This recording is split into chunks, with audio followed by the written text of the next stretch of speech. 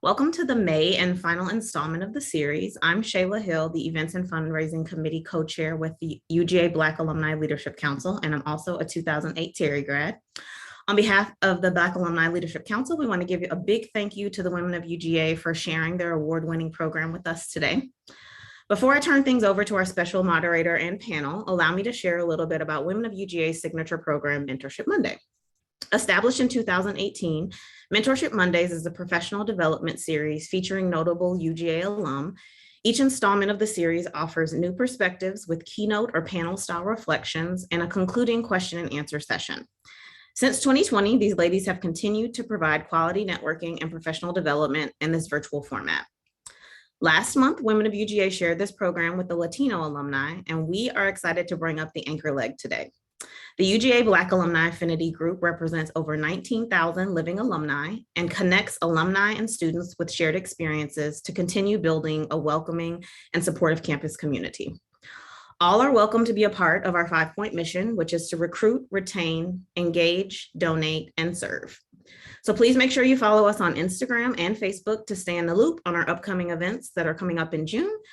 Contribute to our 1961 Club Giving Society, and of course, join us on Myers Quad for our one-of-a-kind homecoming tailgate later in the fall.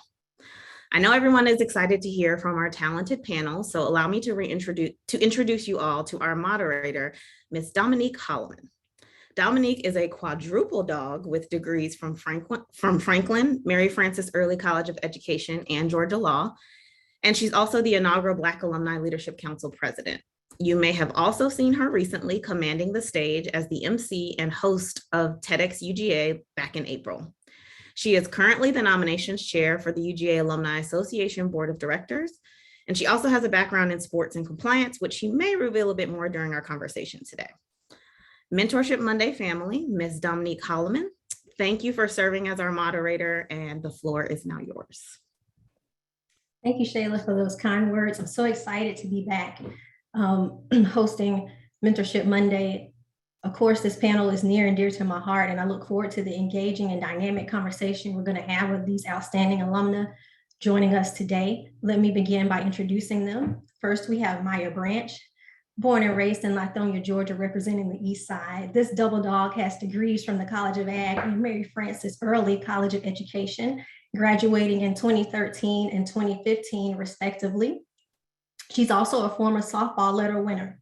She's worked in the sports industry for over a decade with such companies as the Atlanta Falcons, Fox Sports, and Experiential Agency. She currently works for the WNBA Atlanta Dream as the Senior Manager of Corporate Partnerships and Community Engagement.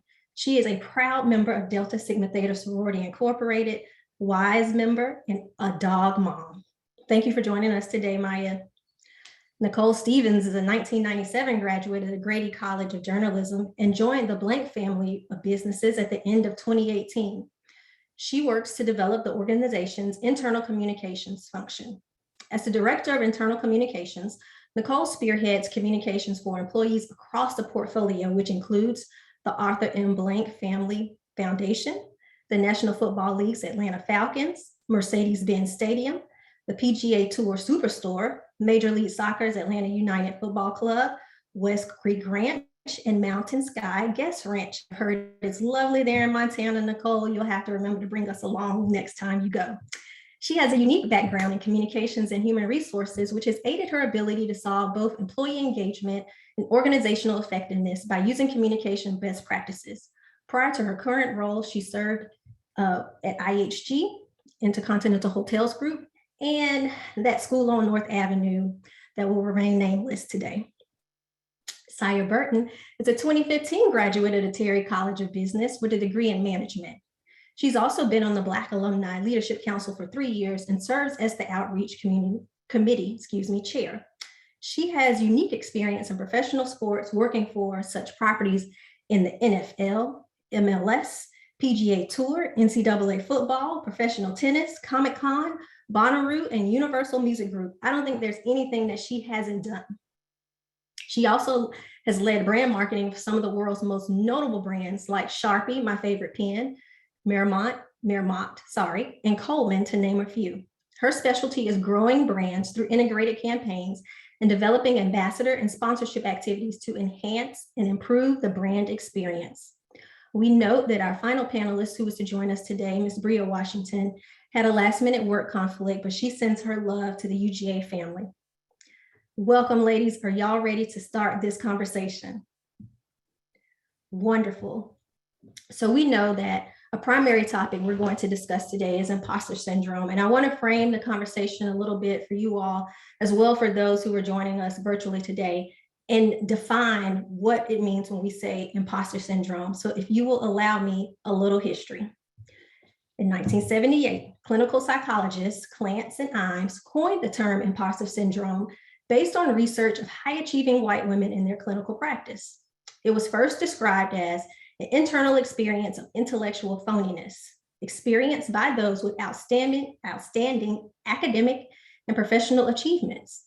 And despite numerous achievements, those experiencing what they coined imposter syndrome discount their own efforts and talents while explaining their successes using situational factors like luck, timing, or inadvertently fooling others about their intelligence. Now, psychologists now say that because imposter syndrome is not a clinical diagnosis, we should refer to those feelings as imposter phenomenon or imposter experience, because these feelings are temporary. Now, research has been done of a variety of demographic groups, and it's estimated that 70 to 82% of Americans at some point in time have experienced imposter phenomena. However, research has also shown that Black women are the most affected group to experience these symptoms. So let's talk about it. Have you experienced imposter phenomenon? And if so, how did you or how do you combat those negative feelings of insecurity, fear, self-doubt, and or anxiety?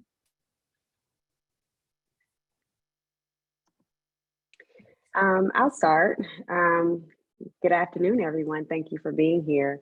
So I don't think I've ever thought of any of the feelings I had as imposter phenomenon or syndrome.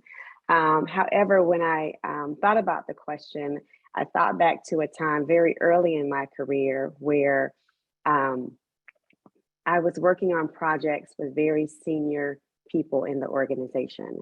And so I felt a feeling of, why is Nicole in the room? Does she have the expertise that I bring to the table? She doesn't have the PhD that I have. And what's her experience and why is she even here? So I did think back to that situation. We did not call it that at all. But I didn't necessarily feel like I wasn't supposed to be there in the room. I felt like they just didn't know what I had to offer. And so how I combated that, because it was a struggle. I was a young professional at the time. I still think I'm young too now, but I was much younger then. So, I mean, I did things to help them see that I did bring a lot to the table. I did have the expertise in the area.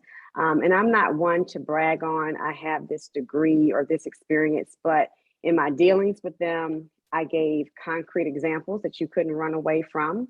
I let them talk a lot, and then I interjected my points because I think it is about making them, sometimes they have to feel good about themselves. And these were mostly older men as well. I will say that. So that's kind of how I combated that. But I'm sure I probably doubted somewhat, okay, do I have enough? But I knew in my gut that I had something to bring and something to offer, and knew what I knew. And I was there for a reason. And it was because other people saw something in me that knew that I would be able to help propel this program and develop it. So that's just kind of a situation that I thought of when answering this question. Yep, and Dominique, I can hop in here too. I know personally for me, I'm going to go down the same route as Nicole. I never really had those those feelings, but until recently, actually, when you were discussing my background, I've worked in football, I've worked in, music, super diverse industries, at least on the field. But in the last 2 years, I've recently transitioned to golf, where I was like, why moving over to an entity like golf, where I don't personally golf, I don't know anything about the sport, but being moved into these opportunities, I didn't think I was quite ready for. I was like, I don't know anything about golf. I don't think I'll be good in this role, but having good advocates on my side and good mentors, actually like Nicole on this call, we work together at Mercedes-Benz Stadium, who are excellent cheerleaders, say like, you are good at what you do. You don't need to know how to play a sport, which is, I know, particularly for me, when I was coming into the industry, I was like, I'm not an athlete. Like, I don't know anything about, technically, on the operations side, but at least I know that I have a very amazing, really great degree from the University of Georgia that has prepared me to be excellent in business. And that does transfer across industries such as sports and entertainment. So when you go through my laundry list of all the brands that I've worked for, do all of them make sense together? No, but knowing that, good in marketing, being good in marketing and advertising, and not necessarily being able to translate it into sports, but I know particularly in golf, it all translates the same. So. Hi, Dominique, and I can piggyback off this. So I believe I've had feelings of imposter syndrome just throughout my career, even when I was playing softball. Softball is a white dominated sport. It's not a lot of minorities in that sport. So having the feeling of always having to prove myself and am I worthy of being here in a sport with a lot of my peers that don't look like me. And then I had to force my mindset to think differently. Always, like if you come to my place, I have words of affirmation everywhere, just encouraging myself and keeping a strong support system around me to let me know, like, girl, you are doing you doing the thing. And I had to change my mindset to more of, representation. I'm in a lot of these rooms where my peers don't look like me. And so I'm the representation for those to follow, and making sure that I give a great representation. And, as far as making a good, what's the word I'm looking for? Making a good, well, I guess representation is the word, but, just having that and having a strong support system, words of affirmation, and changing how I feel. So when I do have those thoughts or those fears, I don't stay in that area. You all have given great techniques that people can take into the workplace every day, because I too keep words of affirmation on my dresser, in my Zoom room, because I haven't returned to an office yet. So we know the strength and power in words. So let's dig a little bit into that. So given the competitive nature of sport business, sometimes those negative feelings that are felt are not the result of your internal thoughts, but the projection of other insecurities on you. So how do you combat that? And let's go in reverse order this time. So Maya, let's talk about that. When other people project their insecurities on you, what do you use to combat that? Are you using these same techniques of words of affirmation, or does it require a little something different? Honestly, my peers will say that I'm very blunt and direct when I speak. I just feel that I need to be that way, just growing up in the sports industry, being in a male-dominated industry where people talk over you. And especially being a Black woman, I'm a double minority. So it's like, you have to make your voice heard. So when I feel that, or I am receiving insecurities on my peers' end, I just have a conversation with them. Like, hey, let's get straight to it. What are you feeling? I'm receiving this as you saying this. Is that correct? And then we get into those type of conversations where they say, you know what, my bad, I'm having a bad day, I'm stressed. Like, let's talk. Okay, so this is what I need. Okay, cool. Now we can do this snap, because you coming at me and I'm receiving it a certain way. So let me know. And if I'm receiving it wrong, then okay, we can go ahead and move forward. I just know kind of that's your style of communication, or how to work with you. But I would say I'm a very direct person. I'm an overthinker. I analyze a lot. I tend to overthink. So if I'm not clear, it'll sit with me. And then sometimes that can be bad as well, just assuming. And then you start thinking and thinking on those feelings, and then it goes somewhere where it shouldn't have went. And so I just like to address it head on to make sure we're both on the same page so we can accomplish the common goal. Okay. Sai, I see you nodding your head too. Do you feel the same way? Yeah, absolutely. It's actually a conversation that I've had, with peers in my group over this past weekend. So I'm shaking my head. I was like, yep, I talk about the cheerleaders and girlfriends that I have in my corner when we have these kind of conversations about work. And the one thing that one of my girlfriends did say that really stuck with me, it's like, if someone tells you you can't, they're showing their limits, not yours. So when they project onto you, you should be confident in yourself to not dig deep into your insecurities, but think about they may be projecting their own. So another quote, and this is from another girlfriend of mine, is, if you don't, and you call it respectfully, those who project onto you, we call them haters. So, I also heard a quote that was like, if you don't have any haters, then you're not in the right room. So it's a matter of, people necessarily, if they're not confident in themselves, if they're busy talking about you and what you're not able to projecting their insecurities on you, definitely is a reflection of your aptitude or your abilities. But maybe I'm kind of just like Maya, addressing it head on. If someone's projecting towards me, I like to talk it out, and I'm very upfront and forward about, like, if there is a conversation of projecting, then let's dig down to the root of the problem, because I'm definitely confident in my abilities. I'm definitely an overthinker. You point out something, I've probably overthought about it 10 more times over than you. So, I think all of that can be solved with a conversation. So. And I would say, I think I've come to understand that people do sometimes say things and act a certain way, and it doesn't have anything to do with you. It has all to do with them. And so I know I understood that really early. And so I didn't get too bothered by it, because I'm like, you're not going to give me your problem, because I got enough of my own. You're not going to give me extra.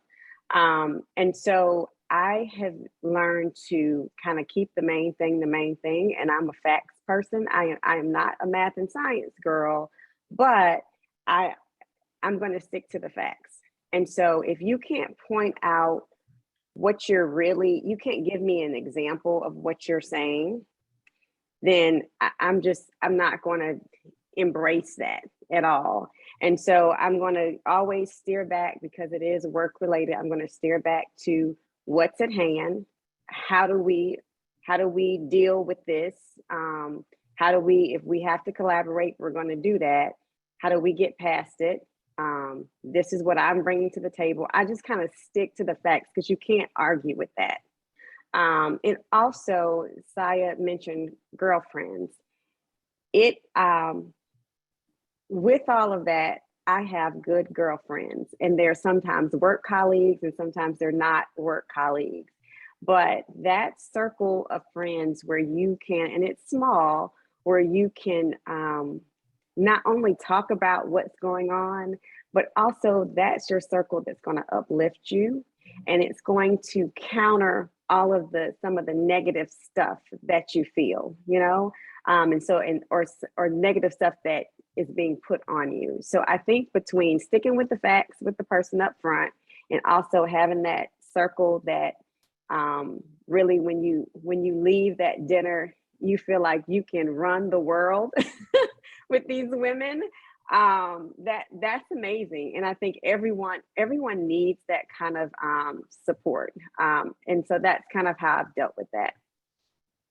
I agree with that. I have I call it my professional group chat. They're my girlfriends, but we really talk about work things, and they're the group of people I can go to and say, is it me? Am I tripping? Did I misinterpret this?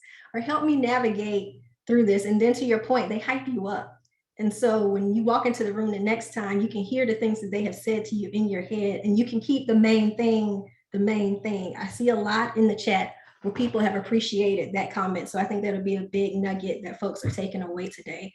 So we've talked about the importance of our friends, keeping us grounded, but reminding us of who we are. So let's talk about confidence.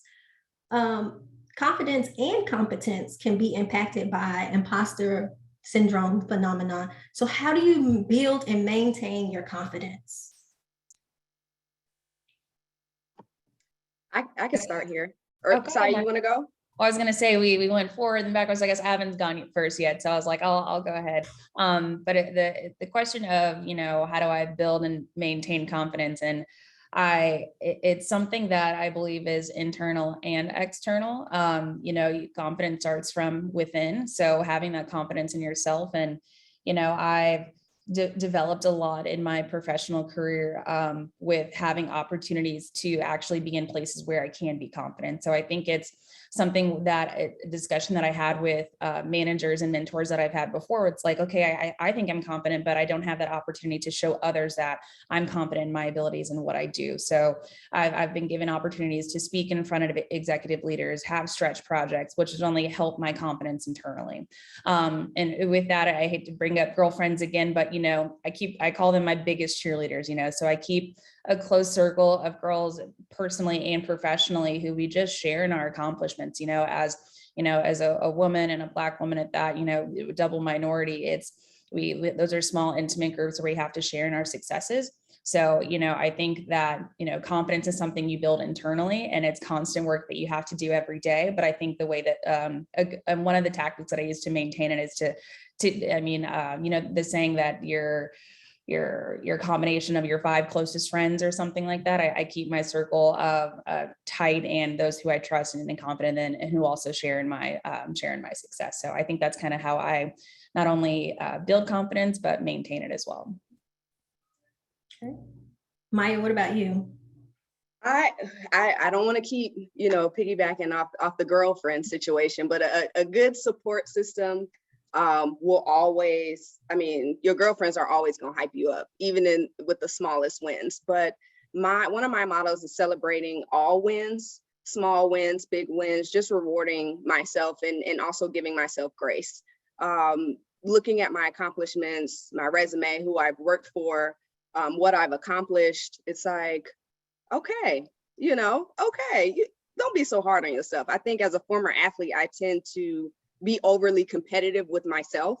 And it's like, oh, I got to do this. I got to do this. Oh, I need this promotion in 6 months. I need this in a year. And it's like, just give yourself grace. You're doing well, girl. You're doing great. A lot of people aren't in your position. You're young, you're thriving, embrace it and have grace with yourself. So I think just having grace with myself, doing what I need to as far as eating healthy, working out, staying in a strong mind frame that way, not eating a lot of sugar.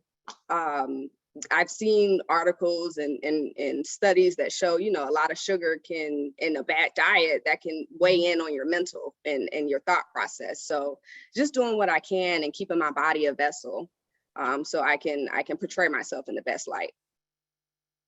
Okay, I'm gonna pivot a little bit because I saw someone in the chat ask, how do you develop that squad? So we've all talked about the power of our girlfriends. So how do you build your squad, the team that's gonna have your back, that's gonna hype you up, that's gonna call you out, but also encourage you? So starting again with you, Maya, how did you develop that? So my squad is a collective. There is softball people, basketball people, work people, childhood friends. What I tend to do is think about who I can go to. I want to have a person for everything. I want to have a person that I talk about health-related issues with. I want to have a accountability partner. I want to have a gym person. I want to have a person that I could talk about politics with.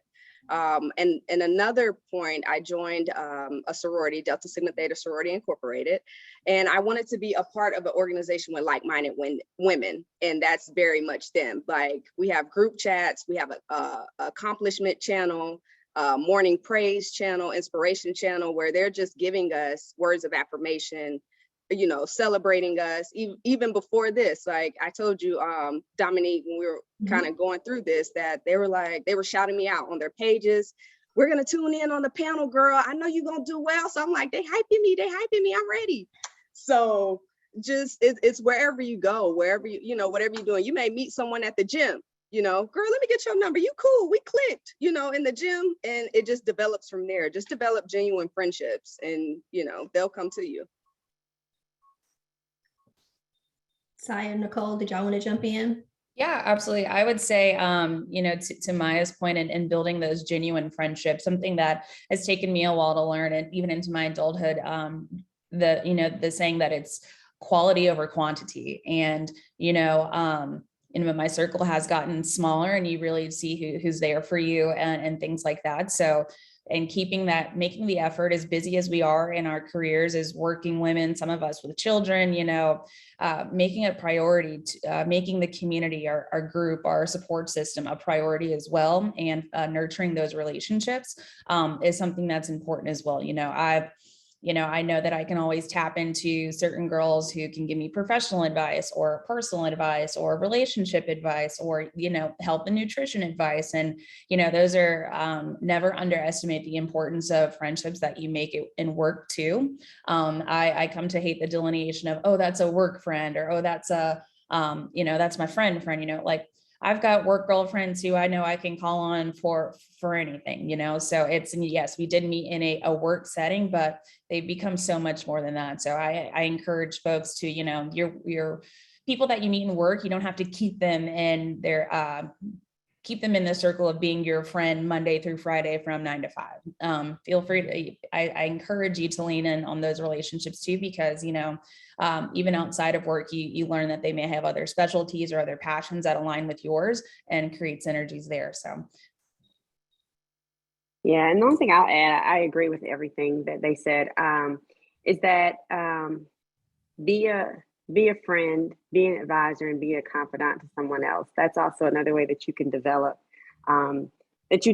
relationships with people as well. So it's not all about what they can do for me, but also know that you're in that role to do the same for that other person as well. So my circle it's kind of small, but that's fine, because it can grow. But and also, I guess the other thing I was going to say is being transparent with those people that are in your circle too. The more you can share your testimony with other people, and the more you share yourself, the greater that relationship becomes. And also, it's like I said, being there for those other people in your circle too. You make a good point about that. Our illustrious alumni president, Yvette Daniels, always says, what can you do? She's like, Dominique, what are you doing for other people? So to your point, Nicole, not leaning on people, trying to figure out how they can help you, what they can do for you, how they can position you, but what do you have to offer to someone else? And I think a lot of times that's that spark that helps that relationship grow. At least I found that recently in my adult relationships, the new friends I've made as an adult, that was the spark there. And Dominique, I want to chime in again, just to piggyback off what Nicole said, but being the friend, like you said, being the friend that you want in others, be that friend. And I know in my adult life, or my adult stage, I've become more, especially with the pandemic, I've become more of an introvert, and can be closed off sometimes to people. I go to gym, get my workout, I'm out. I don't want to talk to nobody, I don't want to do nothing. But I've come to be more open, especially after joining a sorority, being open and extending grace when you're getting to know people. People have their own lives, they're dealing with their own issues that you may not be aware of.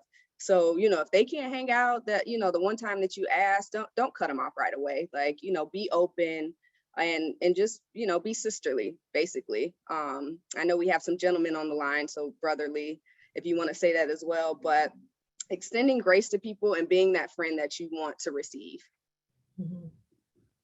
I recently heard a new term, at least it was new for me. Instead of the golden rule, the platinum rule: treat others the way they want to be treated. And I think that will help to maintain and grow that squad, that support system that we're talking about, because when you meet people where they are, they meet you where you are too. So let's move on, because we can stay here all day. I'm liking this conversation a lot, but we have some other things that we need to get to. So let's talk about, and you touched on this a little bit, Maya, in when you discussed your playing career, but sports is male dominated. It's a male dominated industry. So what challenges have you faced in navigating your career?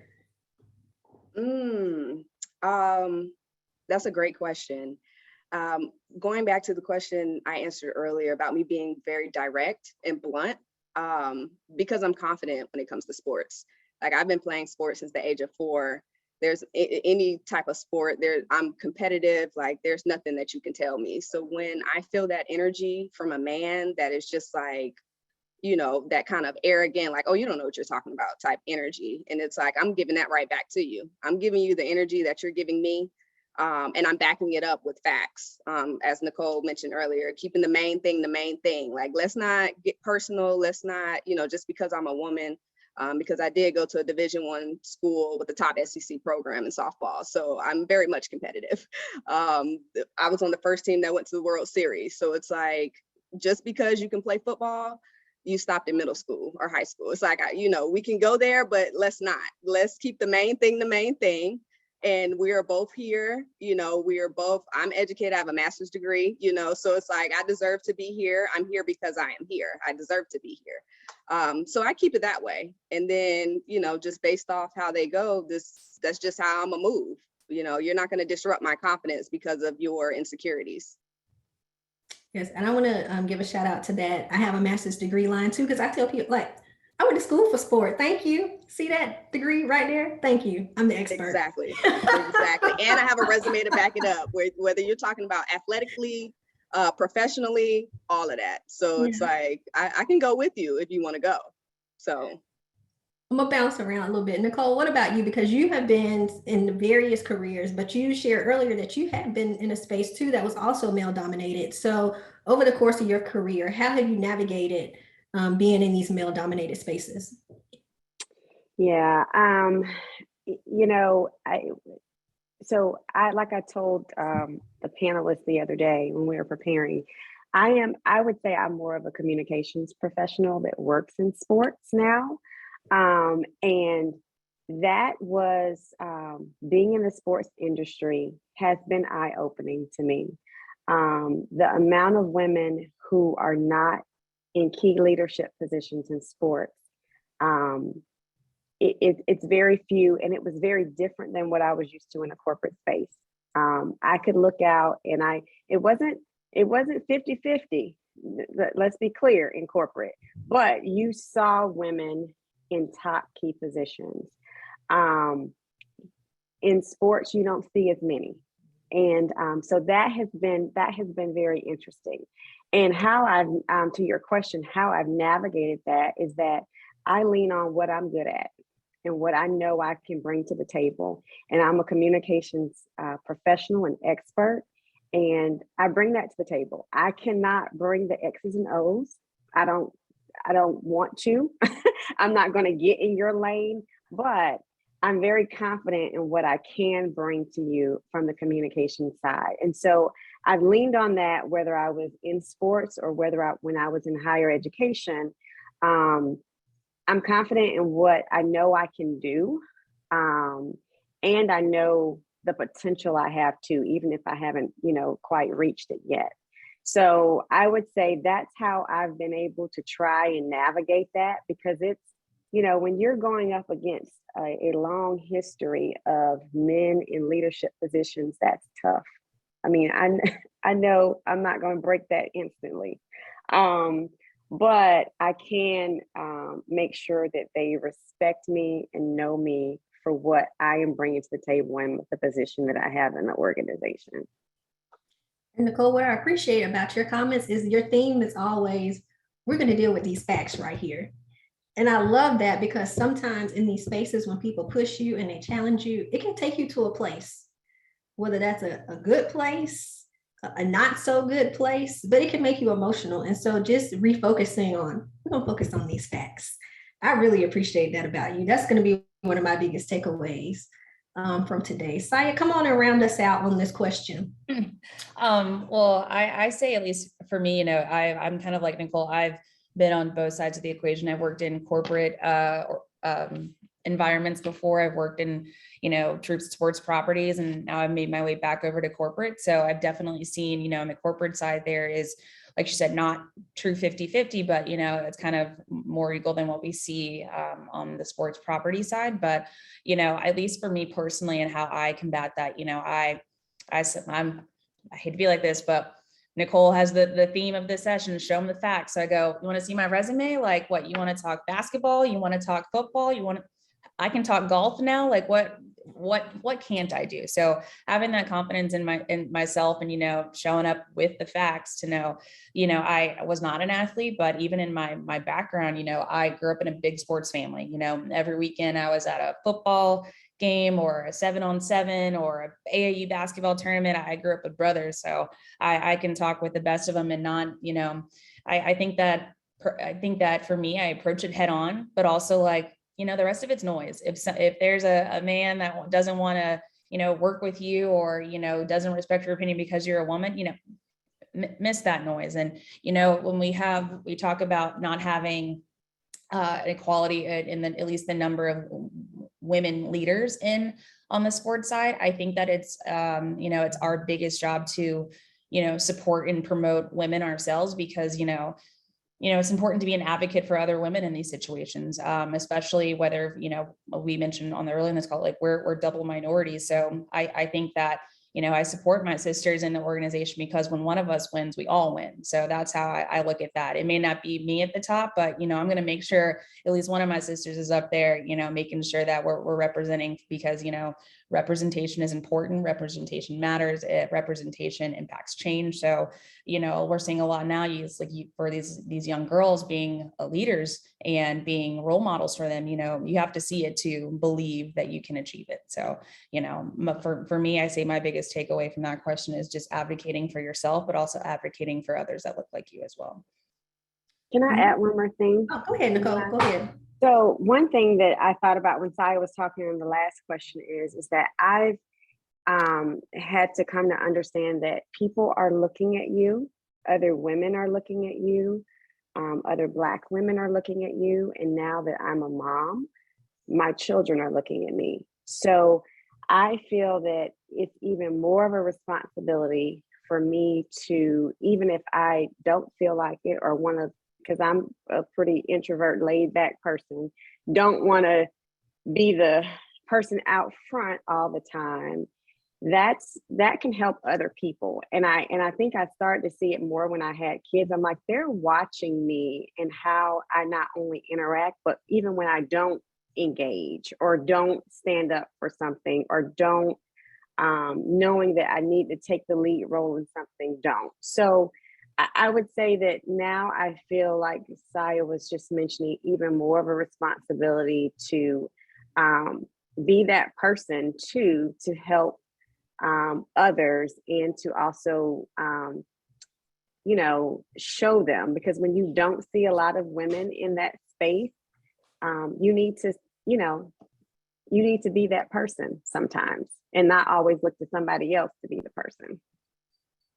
Well, I'm glad you said that because that transitions into our next question. So to the point that you made, there are not a lot of women in key leadership positions, but honestly, I feel over the course of the last 20 or so years, we've seen more women than ever in key leadership roles. So what advice would you all give to women entering sport at the beginning of their career, or someone like you, Nicole, transitioning into sport mid-career or at the senior level in their career?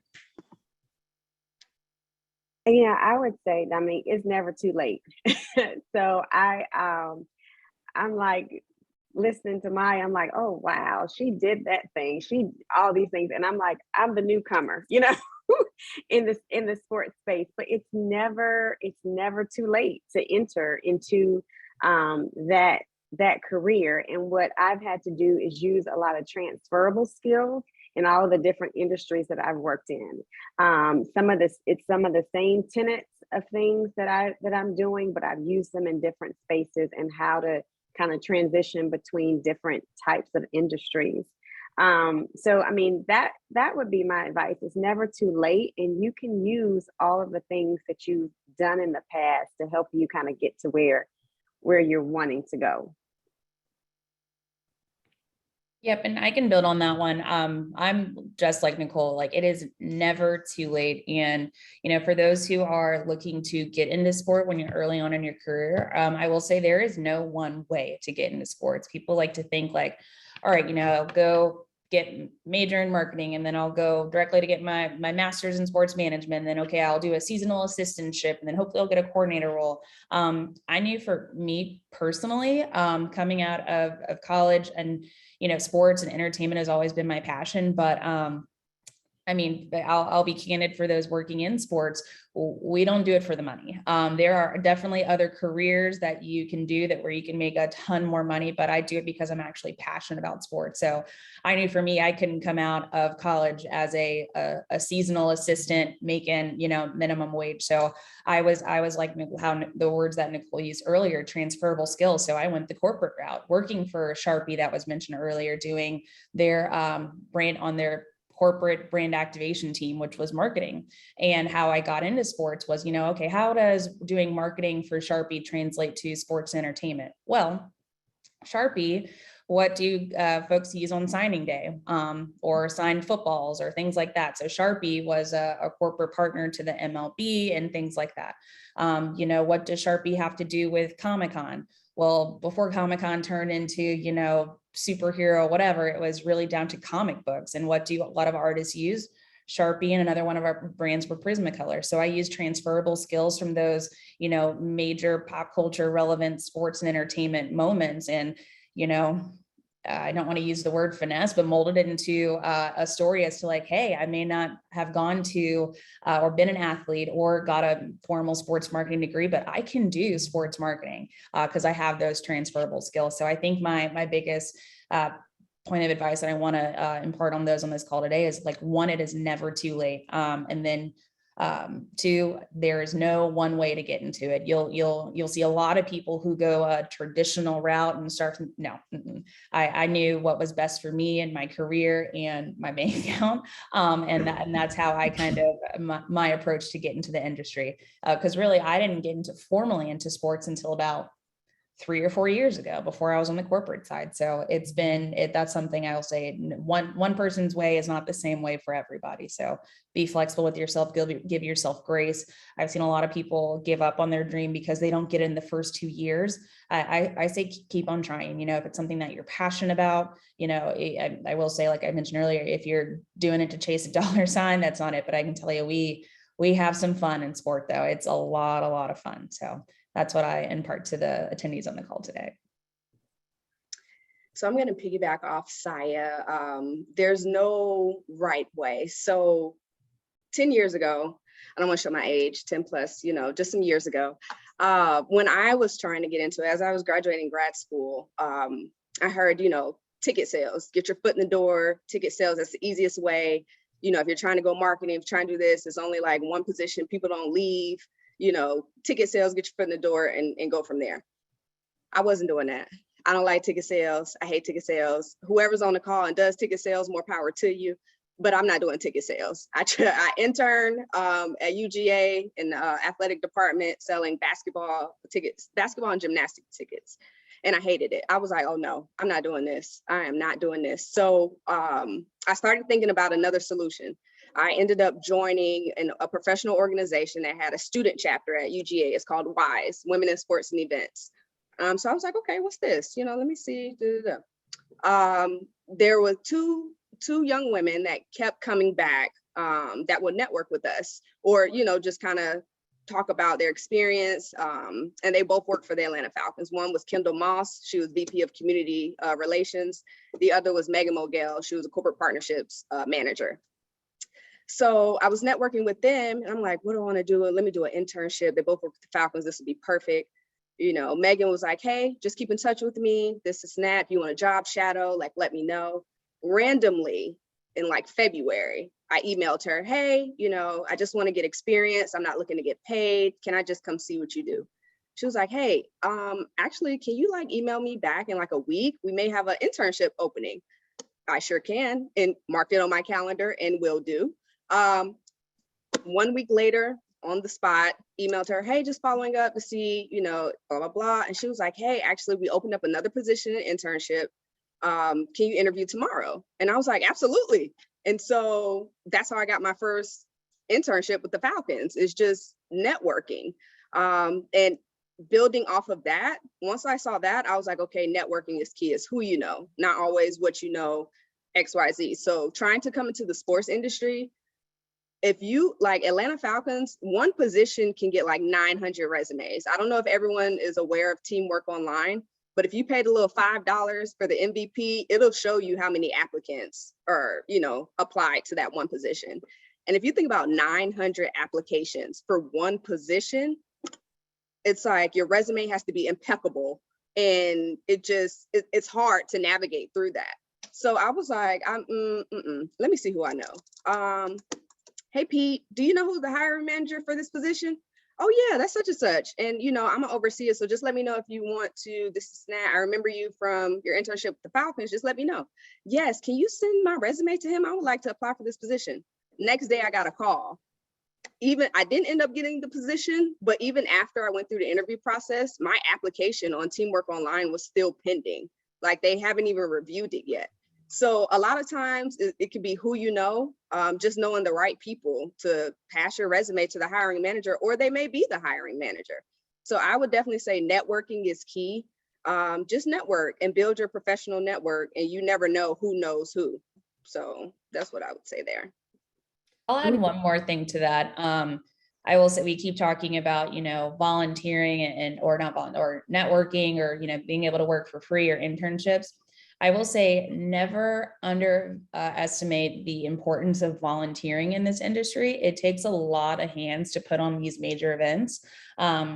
So there are countless opportunities for you to volunteer. So, I mean, even if you're not comfortable, reaching out on LinkedIn, making that one-on-one connection, if you're more of a in-person. And I think that's probably easier to break through all the noise. If someone's getting an application, 900 applications for one role, they're going to get a million emails. So I prefer to meet them face to face, do the little razzle dazzle. But I tell you, there are volunteer opportunities for the Chick-fil-A Peach Bowl organization. So the Peach Bowl and the kickoff game every year, those are free volunteers. And Chick-fil-A, there's a ton of perks from them too. You get all the coolest swag, some of the volunteer opportunities you get to be in the building for. So do not underestimate those opportunities that are unpaid volunteer. You do a couple shifts, during game week, but I've met so many people that way who worked in different industries, not only in sports, but people in, lateral industries who, I met someone who was the vice president of marketing somewhere at a company that was on my dream list in college,